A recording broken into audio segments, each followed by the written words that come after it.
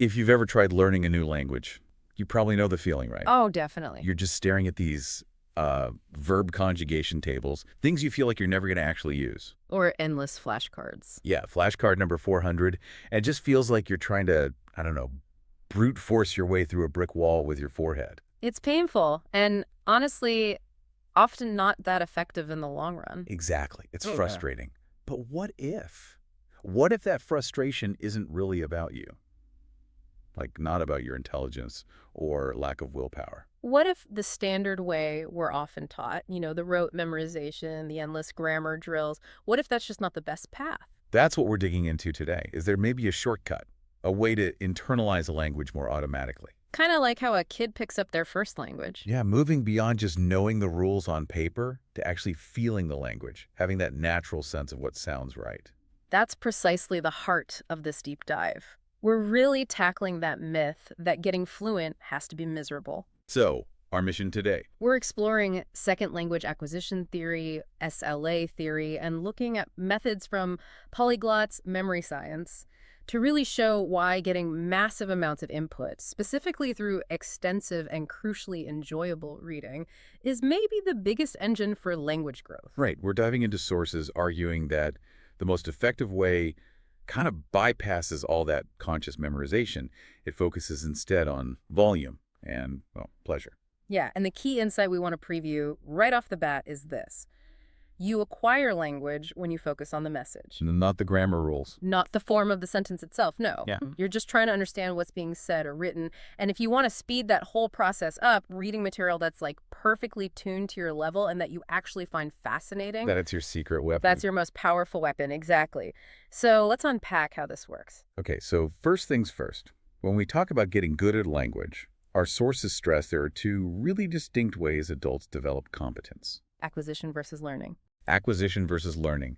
And this distinction, it seems like it's the bedrock for everything else we'll discuss, but it often gets missed in, say, traditional classes. It really does. Think of it as the fundamental hypothesis here. Acquisition, that's the subconscious path. This conscious, okay. Yeah, it's intuitive. It's basically the same process babies and kids use for their first language. When you're acquiring, you're just focused on communicating, understanding, not actively thinking about rules. And the result is? Acquired competence, that kind of feel for what's correct, you mentioned. Grammatical sentences just sound right. And mistakes sound wrong, even if you can't explain why. Exactly. They just jar you. You know it's off, but maybe you can't quote the grammar rule. That intuitive, that's really the goal for fluency, isn't it? When you can just forget the rules and speak or understand automatically. So if acquisition is this subconscious absorption, what's the other path? The conscious one that, well, schools often push. Right, that's learning. With a capital L, learning is the conscious, formal study. The grammar books. Memorizing conjugation tables, defining rules, drilling grammatical principles. This knowledge builds up your conscious grammar. It acts like a sort of intellectual editor inside your head. We call it the monitor. An editor, like checking my work. Exactly. You use this conscious knowledge, this monitor, to check and polish your output, what you say or write. Okay, so acquisition drives the real fluency, that automatic feel. How does that acquisition engine actually work? How does it absorb the language? That brings us to the next big piece. Yeah. The Comprehensible Input Principle, or CI. CI, okay. This is seen as the core mechanism for acquisition.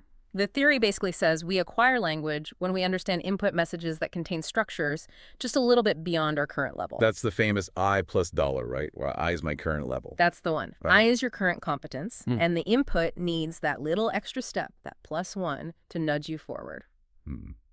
That sounds tricky, though. How can you possibly target that perfectly? Yeah. If I is different for every single learner, how does a book or a teacher reliably hit that $1+1 for everyone in the room?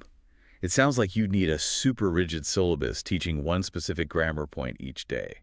That's a really common misunderstanding, actually. The input doesn't need to aim only at that single perfect $all or +$1. The beauty, the real power of the CI hypothesis is that if you, the learner, understand the overall message. Yeah. If the input is broadly comprehensible, and crucially if there's enough of it, then all $+ would automatically be provided within that stream of input. It's called roughly tuned input. Roughly tuned. Okay, so not perfectly targeted. Exactly. Imagine you're, say, at level 5 competence. The teacher or the book is giving you material maybe around level 7. You won't understand every single word or structure. Maybe only 85% is crystal clear. Right. But with context, with pictures, with gestures, you get the main idea. And those unknown 15% bits, they contain your I plus the $1, maybe some I plus 202, even I plus 33. Ah, I see. Because I understand the overall meaning. Your subconscious acquisition system starts automatically mining that slightly more advanced stuff it's ready for. It picks out the Li plus $1 bits. So this argues really strongly against those rigid grammar syllabi. It shows that high volume, roughly tuned, understandable input works. Your brain filters what it needs. Okay, so understanding the message is a key. That unlocks the subconscious acquisition system. Mm-hmm. But just hearing or reading is enough, right? You said it has to get in. Yes, exactly. There's a second crucial condition for acquisition. It's called the affective filter. The affective filter, it sounds like some kind of emotional shield. That's a good way to put it. It's like a gatekeeper. For acquisition to happen, you need a low or weak affective filter, meaning low anxiety, high motivation, good self-confidence. If you're stressed out, embarrassed, worried about making mistakes. Like in front of a class. Exactly. Or even just feeling pressured. Then the filter goes up. It becomes a high filter. And when that filter is high, even perfectly comprehensible input just bounces off. It doesn't reach the language acquisition parts of your brain. Wow. Okay, that has massive implications for teaching then. Huge. It suggests that things teachers sometimes do, like forcing a beginner to speak before they feel ready. That could actually be sabotaging the whole process by raising that filter. Yeah. Absolutely. The sources really push for encouraging a silent period for beginners. Just listen and read. Just listen and read. Let them build up that internal reservoir of acquired competence first. Think about kids, they listen for months, sometimes years, before they really start talking coherently. Right. They don't get forced output from day one. No. Forcing output too early just creates anxiety, raises the filter, and basically stalls the acquisition engine. Okay, let's swing back to the other side for a moment, the conscious learning side, the monitor. Right, the editor. Yeah. Why do so many people, even those who study grammar like crazy, still struggle to speak fluently in real time? What are the monitor's limitations? Well, the thing is, conscious learning, that monitor, it's actually a surprisingly weak tool for fast, spontaneous conversation. Really? But I learned the rule. It can be useful, yes, but only if 3 specific conditions are met simultaneously. Okay, what are they? 1, you have to actually know the rule consciously. 2, you need time to think about it and apply it. Which you rarely have in conversation. Exactly. And 3, you have to be focused on the form of what you're saying, on grammatical correctness, rather than just the meaning you're trying to convey. And in a real conversation, especially if it's engaging or heated, or you're just trying to order coffee quickly. You have time for none of that. Your focus is entirely on getting your message across. The rules kind of fly out the window. So relying too much on that monitor makes you hesitant. Very hesitant, slow. You're mentally editing every sentence before it comes out. It interrupts the natural flow. Plus, the monitor is mostly limited to relatively simple, often late-acquired rules. Things like morphology. Like adding the S for third-person singular in English. He walks. Exactly. Or maybe the regular past tense, aid. Things you can consciously check fairly easily. But think about more complex stuff. Grammatical case in German or Russian, complex verb aspects in Spanish. Things that affect the whole sentence structure. Right. Those rules are often too numerous, too complex, too deeply woven into the language's fabric to be monitored effectively on the fly. Even for people considered good language learners, the vast majority of their fluency, their speed, their accuracy, it comes from the acquired intuitive system. Not the conscious rulebook. No. The conscious rulebook just can't keep up with the speed of thought and conversation. Okay, so if fluency comes mainly from acquisition, driven by massive amounts of low-filter, roughly tuned, comprehensible input, we need the best way to get that input. The most efficient delivery vehicle possible. And according to the research we looked at, that vehicle seems to be reading. Specifically, extensive and enjoyable reading. Often called free voluntary reading, or FVR. FVR. Why reading over, say, listening or watching movies? Well, reading, especially reading, without constantly stopping for a dictionary, is repeatedly identified as probably the simplest, easiest, and most scalable way to grow your passive vocabulary and internalize grammar. Scalable how? You control the pace, you can do it anywhere, anytime, you can choose exactly what you want to read. It allows you to get that high volume of CI on your own terms. Let's talk about the sheer scale of the task for a second, because I think this really highlights why just memorizing lists is Well, kind of a dead end. Yeah, the vocabulary targets and gains needed for fluency are pretty eye-opening. How many words are we talking? Okay, so to understand, about 98% of the words used in typical informal conversation, like dialogue in a movie or just chatting with friends. 98%. That Mm. sounds like pretty fluent comprehension. It is. For that, you need a vocabulary of around 6,000 different word families. 6,000. Okay. And what about reading? Like a novel or newspaper? For 98% comprehension there, where the language is usually more complex and varied, you need more like 8,000 to 9,000 word families. 9,000 words. Okay, now I see the problem with flashcards. Trying to consciously memorize 9,000 individual items sounds exhausting. It's mentally exhausting and, frankly, psychologically pretty much impossible for most people to sustain. Your brain just isn't built for that kind of decontextualized grind. But reading offers a different path. A much more natural path. Look at what the research suggests. Reading just a single book for pleasure, largely without a dictionary. Can teach you how many words? Somewhere between 300 to 500 words, just from figuring them out from the context. Wow. Just from one book. Just from one book. So imagine you read, say, 20 enjoyable books over a year. Maybe graded readers at first, then moving into easier novels. Which sounds totally doable if you actually like the books. Exactly. You could be acquiring thousands of words, maybe 6,000 or more, without feeling like you're studying lists. And the acquisition works because you're not just seeing the word once. Right, precisely. It appears multiple times in different sentences, different situations, but all within a meaningful, understandable context. The repetition reinforces the meaning subconsciously.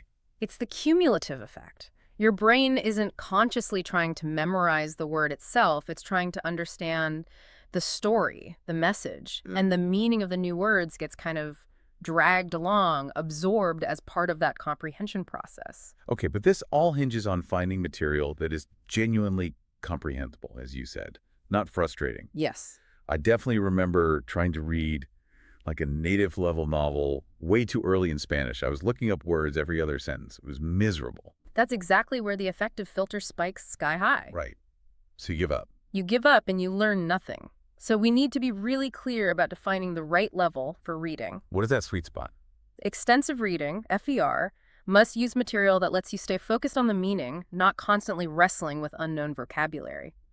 The ideal difficulty, based on research, contains no more than 2 unfamiliar words in every 100 running words. 2 out of 100.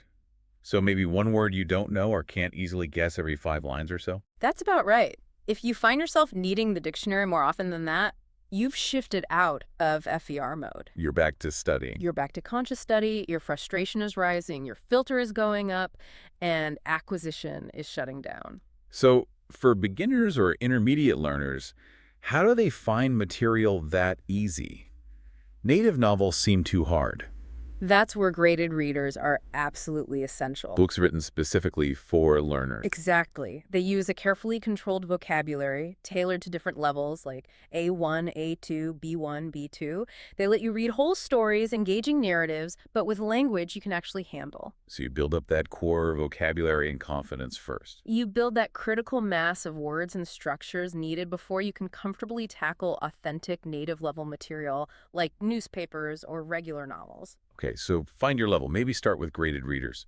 Once you're reading comfortably, the sources mentioned another strategy to boost efficiency. Yes, a really powerful one, narrow reading. Narrow reading. What's that? Instead of jumping around randomly reading an article about cooking today, a history chapter tomorrow, a sci-fi story the next day. Which introduces tons of different vocabulary. Exactly. With narrow reading, you deliberately stay within a single constrained topic, author, or series for a while. Like reading all the books in one series. You mentioned Harry Potter earlier. That's a perfect example. Or maybe you decide to read only articles about, say, climate change, or only biographies of musicians for a few weeks or months. What's the advantage of sticking to one narrow path like that?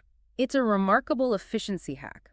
By staying within one area, like reading all 7 Harry Potter books, you dramatically reduce the total number of different, diverse words you encounter compared to reading 7 unrelated books. Because the same concepts and vocabulary keep reappearing. Constantly, think about words specific to that world. Muggle, Horcrux, Quidditch, Hogwarts, various spells. You encounter them hundreds, maybe thousands of times. In slightly different contexts each time. Right. This massive repeated exposure to the same core vocabulary, all highly contextualized, means the text gets progressively easier as you go. You build up domain knowledge. You build content knowledge and language knowledge simultaneously. And crucially, it significantly improves your ability to guess the meaning of the few remaining unknown words from context. Because you understand the world so well. Exactly. It accelerates how quickly that $1+ stuff becomes just part of your current competence. Interesting. So part of this is also about just sheer reading speed, right? Yeah. Getting faster at processing the language. Yes. Reading fluency itself develops through this process. And interestingly, the sources suggest that about a third of your extensive reading time should actually be spent on material that feels very easy, maybe even too easy. Reading stuff you already know well.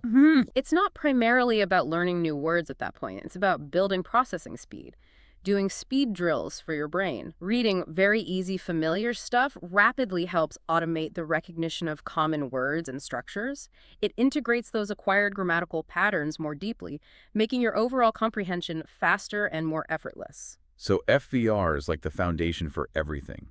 Vocabulary, grammar, even processing speed. It really seems to be.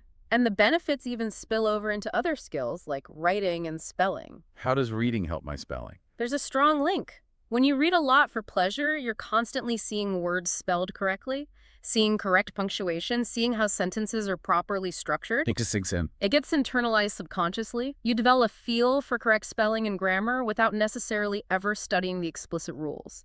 FVR helps bridge that gap between simple conversational language and the more complex academic vocabulary and structures you need for formal writing. Okay, so free voluntary reading is huge. But we live in a multimedia world. Can we boost this input engine using other things too? Absolutely. We can amplify the effect. The research strongly supports using multimedia synergy. Combining different types of input. Yeah, using different senses together creates a stronger memory trace. So what's the best combo? One of the highest value pairings is reading a text while simultaneously listening to an audiobook version of it. Reading and listening at the same time. Yes. When you do that, you're linking the written form of the word, its pronunciation, the rhythm and intonation of the language, your listening comprehension, and the grammar all together in real time. That sounds powerful, like hitting multiple learning channels at once. It creates a much deeper multi-sensory memory. For many polyglots, this is standard practice. Always try to read and listen together if you can get both the text and the audio. What about visual media? Movies, TV shows. They often feel really challenging for learners. The speed, the slang. They can be. The input is often too fast, too dense, not comprehensible enough, especially for intermediate learners. That filter goes up. So how do we make video input more comprehensible? There's a really effective technique highlighted in the sources called movie talk. Movie talk. Yeah. It's designed specifically to turn that fast, potentially overwhelming visual input into genuine, understandable CI. The key is leveraging the visual context. Okay, how does it work? The basic idea is you play the movie or a clip visually, but you turn the original audio off. Sound off. Sound off. Then an instructor, or maybe a language partner, narrates what's happening on screen, but they do it in simple, clear language that's tailored to the learner's actual level. IS plus all in one. So the pictures provide the context. Exactly. The visuals give you that crucial extra-linguistic support. You can see what's happening, and the narrator provides comprehensible language about what you're seeing. You're matching understandable language directly to the images. Precisely. You watch the scene, you see the action, the emotion, and the narrator gives you the I+$1 input to describe it. Does this actually work? Is it more effective than just watching with subtitles? The data on its efficacy is pretty startling, actually. Yeah. One study directly compared the original movie script, what you hear normally, with the movie talk approach for the same scenes. They looked at how many words per minute had a clear, visible referent on screen, something the learner could directly link the word to visually. Okay. And the results? In the original movie audio, only about 2.1 words per minute on average had that clear visual connection, not very much comprehensible context. 2 words a minute. Okay. But using the movie talk technique, where the narrator is deliberately describing the visuals, that number jumped to 18.5 words per minute with clear visual reference. Whoa. That's almost 9 times more. Nearly a 9-fold increase in the density of visually grounded, comprehensible input per minute. So for every minute you're watching using movie talk, your brain is potentially acquiring almost 9 times more usable language linked to meaning than just watching normally. That's the idea. It massively boosts the efficiency of getting CI from visual media. What if you don't have an instructor or language partner to do movie talk for you? Can you do something similar alone? It's harder alone, but a really useful pre-watching strategy is to read a summary of the plot before you watch the movie or TV show. Like read the Wikipedia entry. Exactly. Find the plot summary on Wikipedia or IMDb or somewhere in the target language and read it first. How does that help? It primes your brain. You get the main character names, the basic storyline, key locations, and some of the core vocabulary beforehand. So when you watch, it's not all completely new. Right. You have context already built in, it dramatically lowers the cognitive load and your affective filter, making the actual viewing experience much more comprehensible. Okay, so we need lots of input reading, listening, maybe movie talk. But this requires consistent effort, right? Right. Life gets busy. It does. And that leads to another key strategic idea from the sources, mobilizing the strategy of hidden moments. Hidden moments, like finding lost time. Pretty much. Language learning is often described as being like a sport. It needs continuous, regular practice, not just occasional, heroic, 3-hour study sessions that burn you out. Right. Consistency over intensity. Exactly. The hidden moments are all those little scraps of downtime we have throughout the day. Right. Waiting for the elevator, standing in line at the grocery store, waiting for the bus, pumping gas. Those little pockets of 5, 10, 15 seconds, maybe a minute or two. Time we usually waste scrolling on our phones. Precisely. The idea is to turn that passive waiting time into active mini lessons, active acquisition time. How do you do that effectively in just 15 seconds? You need your learning tools ready to go instantly. This is where things like flashcard apps on your phone or even old school physical flashcards kept easily accessible come in. The linguistic growth protein, as one source called it. Haha. Yeah, I like that term. You pull out your phone or your cards, review a couple of words or sentences, and put it away. Tiny bits, but they add up enormously over time. Okay, this brings us to those memory tools. If we're acquiring words from context through reading and maybe grabbing quick reviews and hidden moments, how do we make sure those words stick? Especially the ones we do need to consciously lock in. Right. We need DIY memory tools because the brain, by default, tends to filter out foreign words. Why? They often sound like nonsense initially. They lack the immediate emotional connection or context that makes native language words stick. Our brain labels them as forgettable noise. Do we need to hack the brain? We need to deliberately make the memories more memorable. We need to create deeper, ideally multisensory experiences connected to the word or grammar point. And crucially, we need to be the ones creating them. This is where spaced repetition systems, SRS, come in, right? Like Anki. Exactly. SRS software is probably the single most effective weapon we have against the natural forgetting curve. How does it work again? It schedules reviews of information like vocabulary flashcards at increasing intervals, timing the next review just before you're statistically likely to forget it. So it interrupts forgetting right at the critical moment. Precisely. It maximizes retention efficiency with the minimum number of reviews needed. It's incredibly powerful for holding on to learned information. But you said DIY tools. Why can't I just download a pre-made deck of, say, the top 5,000 French words for my SRS app? Wouldn't that save time? It seems like it would save time, but it's far less effective for long-term retention. Remember, the brain's forgettable filter. Right. You need to engage in creative card construction. The process of building your own deck, DIY deck building, is where the real magic happens for memory. Why is making the card myself so important? Because when you are the architect, when you make the choices... Like choosing the picture. Choosing the picture for Gato, cat. Finding a funny image, maybe one that reminds you of your cat. Crafting an example sentence that uses the word in a way that relates to your life, your memories. That active creation, that personal investment in decision-making, completely sidesteps the brain's forgettable filter. Because the memory isn't just the word anymore. It's anchored to the experience of creating the card. It's tied to your personal choices, your effort, your life. That makes it meaningful, unique, and far more durable. The SRS then just helps maintain that strong, personally forged memory. Okay, that makes sense for concrete nouns like cat, but what about abstract stuff, like tricky grammar rules or, say, German noun genders? How do you make a memorable card for that? Great question. For abstract concepts that are hard to visualize directly, you lean on mnemonic imagery. Creating weird mental pictures. Exactly. You use vivid, often bizarre, multisensory stories or images to encode the abstract information. You can use structured systems like the person-action-object PAO system for complex sequences, or just simple, striking images for individual points. Give me an example for, like, German noun genders. They seem totally random. They often are. So let's say you need to remember that the German word for year, das Jahr, is neuter. Trying to just memorize Jahr is neuter is dry and forgettable. Instead, you might create a bizarre image. Maybe you picture a calendar for the year, Jahr, being used as a ridiculous tiny shield. This often links to shields or neutral objects in some mnemonic systems. Or maybe something completely unrelated but vivid, like a giant burning tennis ball somehow representing the concept of year. A burning tennis ball for year. The weirder and more vivid, the better. The goal isn't logic, it's memorability. You turn that dry, nonsensical grammar point, Jahr and neuter, into a short, unique, maybe even funny mental movie that's much harder for your brain to filter out as forgettable. Okay, so we've got comprehensible input, especially through FER as the main engine. We've got SRS and DIY mnemonics to lock things in. But this raises a big question I know a lot of learners have. If input is so powerful, maybe even sufficient for acquisition. If CI is king. Yeah.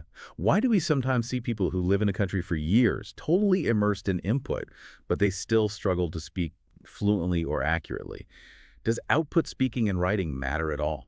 That's a really important challenge to a purely input-only view. And the consensus in the sources seems to be that while comprehensible input is necessary and perhaps sufficient for building language comprehension and the underlying acquired competence, speaking and writing are fundamentally separate skills. Separate skills. Yes, they require their own specific practice, output practice. So input builds the mental library and the grammar engine. It builds the foundation, the knowledge base, the intuitive feel. But output is like the physical skill of accessing that library and using that engine in real time. That's a great analogy. You learn how to speak by speaking. You learn how to write by writing. It's a performance skill that needs practice, just like playing a musical instrument or a sport. And this explains those passive bilinguals. Exactly. People who grew up hearing a language at home, for example, they might understand it perfectly, near native level comprehension, because they got massive amounts of input for years.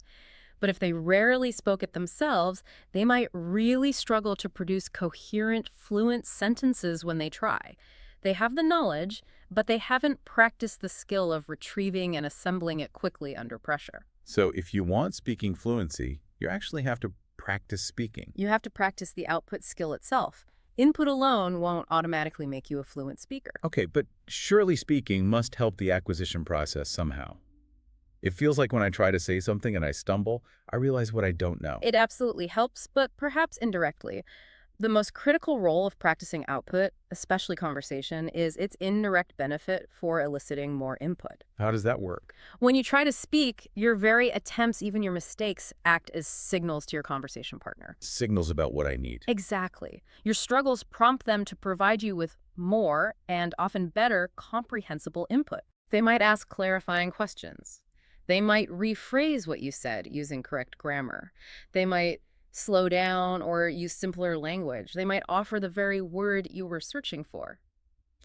So my output, my mistakes, are actually tuning the input I receive from them, making it more comprehensible and relevant to me. Precisely. You're essentially exploiting your own errors to optimize the input you get back. And actively asking native speakers for those corrections, for new words, how do you say X, is this right? That kind of feedback is incredibly valuable. Because it's directly related to what I was trying to express. Exactly. It's tied to your own thoughts, your own communication needs at that very moment. That makes it highly relevant, highly contextualized, and therefore highly memorable, perfect fodder for your SRS later. Okay, let's circle back to conscious learning one last time, deliberate grammar study. Right. The monitor feel. If acquisition through input is the main engine and output is a separate skill practice, where does studying grammar rules actually fit into this high input model? Should we just ditch the grammar books entirely? Not entirely, no. But we definitely need a balanced approach to grammar. Balanced meaning. The sources strongly suggest that deliberate, conscious study of grammar rules should probably make up less than 1/4 of your total language learning time. Maybe even less. Less than 25%. That's way less than most traditional courses. Much less. Grammar study serves mainly two useful but limited functions in this model. What are they? First, it provides the knowledge for your monitor, that editor, which is most useful for polishing your written work, where you have time to think and apply rules. Okay, editing, writing. What's the second? Second, it can sometimes help you notice and make sense of patterns that your subconscious acquisition system is already starting to pick up from all the input you're getting. It gives you labels for things you're starting to feel intuitively. So it helps organize the acquired knowledge. It can help organize it, yes, but it's not the primary driver of acquisition itself. The input is the driver. Grammar study is more like a map that helps you understand the territory you're already exploring through input. And what's really fascinating when you look past the complex terminology of grammar books is how fundamentally simple the underlying structure of all human language actually is. Simple. Grammar feels incredibly complex. The surface details are complex, yes, but one source described grammar as utterly awe-inspiring in its simplicity at its core. How so? What's simple about it? Because apparently, across all the thousands of known human languages, all the infinite variety of things we can say, it all boils down to combining just three basic simple operations. 3 moves make all of language. What are they? Adding words, changing the forms of words, and changing the order of words. That's basically it. Okay, explain that. Adding words. Think about making a question in English. We take a statement like, you like coffee. To make it a question, we just add the word do at the beginning. Do you like coffee? Or add not for negatives. Yeah. You do not like coffee. Exactly. Simple addition creates whole new structures. Then, changing forms. Like verb endings. Right. I walk changes to I walked. That tiny change in form conveys the whole complex concept of pastime. Or plurals, cat to cats. Okay. And changing order. Word order is huge for meaning. Dog bites man means something completely different from man bites dog just by swapping the order. Wow. Okay. Thinking about it that way, add, change form, change order does make it seem less daunting. Complex sentences are just doing those simple things over and over. Recursively, yes. And when you start noticing these patterns yourself while reading, when you realize, oh, they add do to make a question here, or, this ending means past tense, that realization, gleaned from real context, takes much deeper root than just being told the rule in a book. Subconscious pattern recognition beats abstract rule memorization. It seems to be far more powerful for building that intuitive feel, that acquired competence. Okay, last crucial point then, especially regarding output and that effective filter, the correction strategy. Yes, very important. When someone is practicing speaking, trying to use the language, should we jump in and correct every mistake they make? That's what often happens in classrooms. The guidance from these CI-focused sources is pretty emphatic. Categorically, no. No correction during conversation. The rule of thumb is simple. Error correction, which targets conscious learning and the monitor, should be strictly limited. Limited to when? Limited to activities where the monitor can actually be used effectively. Primarily written work, maybe specific grammar exercises done offline. Things where the learner has time to process the correction and focus on form. But crucially, no error correction during free, spontaneous conversation. Wow. That feels really counterintuitive, especially if you went through traditional schooling where every spoken error got jumped on. Yeah. Why such a strict rule against correcting speech? It all comes back to that effective filter. Keeping it low. Keeping it low is paramount for acquisition. If a learner is trying to communicate, trying to practice their output, and they fear being constantly interrupted and corrected, You'll just clam up. Stop talking.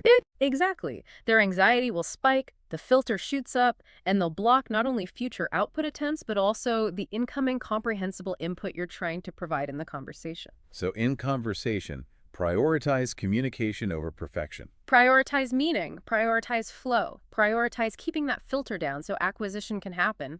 The mistakes, they'll gradually get ironed out over time through continued massive input. The real danger is shutting down the communication, and thus the input, entirely. Okay, so let's wrap this all up. What does this deep dive really mean for you, the listener, trying to learn a language? Well, the big takeaway seems to be that the path to fluency, according to this body of research, is really a high-volume acquisition game. It means shifting focus away from maybe painful grammar drills and rote lists. And toward actively seeking out massive amounts of enjoyable, comprehensible input. Which means lots of reading, starting with graded readers if needed, then finding novels, articles, websites about things you genuinely find interesting. Maybe the long book series you can get lost in. Like Harry Potter, yeah. And amplifying that input, maybe with audiobooks, listening while you read, using techniques like movie talk, or pre-reading summaries for films and TV. And it's about consistency, not just cramming. Using those hidden moments. Right. Turning waiting time into mini review sessions. And pairing that whole acquisition engine with smart, deliberate memory tools for the fundamentals. Using SRS, like Anki, but crucially, making your own cards, using vivid imagery and personal connections to make the information stick. And importantly, remembering this is a path of consistency and finding joy, not necessarily about innate talent. Success doesn't seem to depend on having some special language gene. It's more about the approach. It seems so. As the famous Hungarian polyglot Kajto Lom put it, someone who learned numerous languages, mostly through reading success, is primarily determined by motivation, perseverance, and diligence. And the key to maintaining that motivation and perseverance, making sure the study itself remains, in her words, an inexhaustible source of joy. Find the joy in the process in the stories you read, the shows you watch, the connections you make. Exactly. If you find the joy, the effort becomes sustainable long-term. That's how you get the sheer volume needed. And if we connect this whole strategy back to the bigger picture, it really highlights the deep, lasting value of knowledge itself, especially knowledge built up gradually through things like pleasure reading and consistent, enjoyable study. You're not just learning vocabulary lists, you're building this incredibly complex, interconnected system within your own mind, a whole new way of seeing and interacting with the world. It reminds me of a beautiful quote about the value of study, which feels very relevant here. It's from the ancient Roman orator Cicero, talking about the enduring companionship that knowledge provides. Maybe you could share that. Yeah, it's a wonderful thought. This study nurtures our youth, delights our old age, brightens the good times, and provides a refuge and comfort in bad times. Literature brings us pleasure at home, does not hamper us at work, and is the companion of our nights, our travels, our country retreats. So find your joy in the language, maximize that comprehensible input, and keep reading.